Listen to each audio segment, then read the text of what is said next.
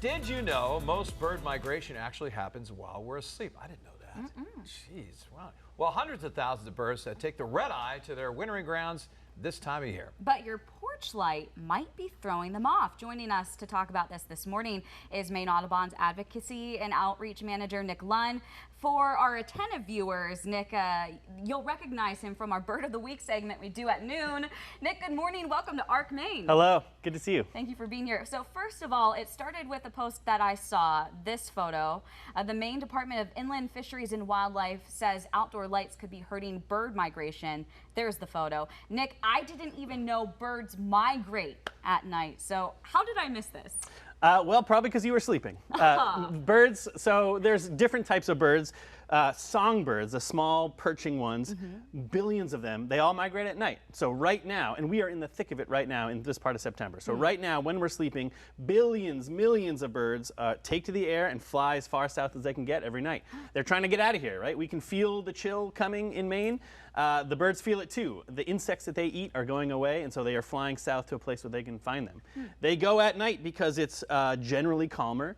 It's safer, right? There's no predators out there when they're flying thousands of feet. And they can see? And they can, well, they use the stars to navigate. So they have evolved these systems over thousands of years that they can know which way north and south is. And they're like captains of a ship. They can go by the stars. So. Yeah, if they had a sextant, they would use that too. But they're just using their brains. They have sort of magnetic compasses in their heads that tell them which way to go. And so every night, that's what they're going. Yeah, we talked about this with our porch lights. How does artificial light interfere with their journey? Sure. So, you know, they are used, if you think about how birds have migrated for thousands of years, there was no lights, right? So just in the past, what, 150 years or so, the landscape that they are migrating over has changed dramatically, right? So we're in the way, right? There's buildings all through the way, and then there's lights in the way. And those lights are throwing them off in terms of where they're supposed to be going. Wow. And they may also attract them. We all know that insects are attracted to lights, right? And so birds are sometimes attracted to the insects that are attracted to lights. And so birds may come in large numbers to try to feed on insects near lights, which brings them in proximity to buildings, glass, you name it. So this might be a simple question, but what are some things you can do to make their travel safer? Turn off your lights at night, right? Or better yet, use lights that we don't want light pollution, right? So if we have fixtures that are sending light up into the air where you don't need it, right? You're not trying to light the skies up, you're trying to light up your driveway or whatever. Use fixtures that have cones or other setups that just direct the light downward.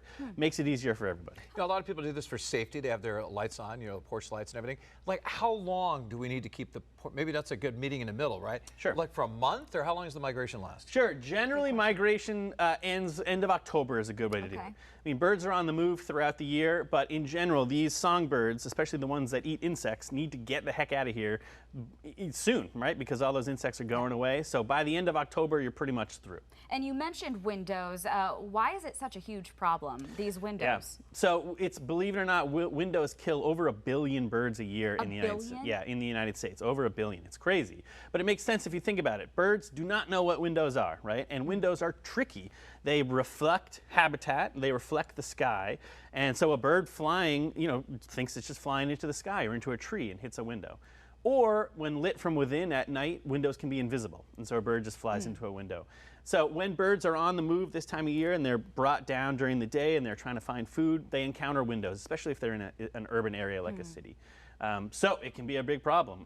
We hear from homeowners at Maine Audubon constantly who've had birds, you know, die against their windows or have seen it in the city, things like that. Yeah, how do we not make this happen? Can we do something to our windows? Yeah, absolutely. So I run a program through Maine Audubon called Bird Safe Maine, which works to understand and educate about the bird safe problem. We've been monitoring the streets of Portland for over 5 years, and we found hundreds of dead birds on the streets. We've passed an ordinance in the city of Portland that requires new large buildings to have bird-safe materials or bird-safe technologies. That could be anything from just smaller windows or mullions that break up your glass or insect screens that we all have on our house. There's other fancier things too, like fritted glass, UV glass, special glass that lets a bird know that there's a window there instead of a reflection of sky or habitat. So a simple screen could make all the difference. Okay. Interesting. I want to recently touch on, you were in Washington delivering petitions of more than, am I reading, 1,800 Mainers. What was the message you wanted to send? Sure. That petition was about the Endangered Species Act. Okay. This is an act that's been around since 1973. It's protected thousands of species in the United States, brought some back, and kept many from going extinct. It's one of the most popular and effective laws that we have in the country, but it's under attack in a variety of ways. People in Congress and in the federal government are trying to defund it or remove staff who are working on it or pass legislation to undermine it in other ways. And lots of Mainers, lots of people around the country don't want that to happen because it's such a popular law. So we brought a petition to our congressional delegation in D.C. saying, please don't.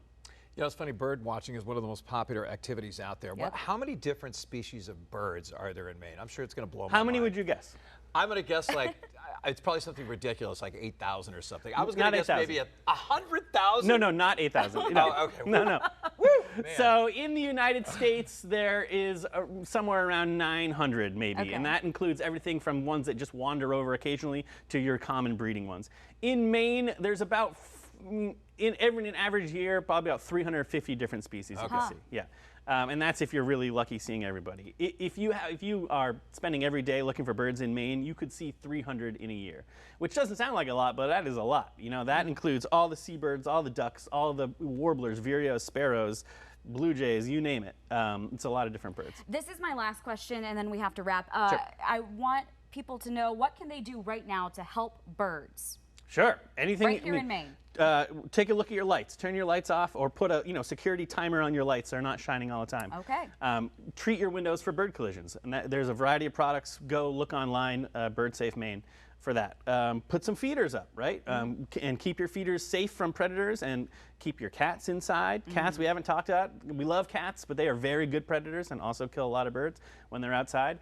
And just enjoy them. Look at them, enjoy them, learn to love them, and then when you love them, then you'll work to protect them. Yeah, for more information, go to the Maine Audubon website. Thanks for coming on. Thanks for having me. Nick, love having you on. Thank you so much. Pleasure. Well, we'll be right back.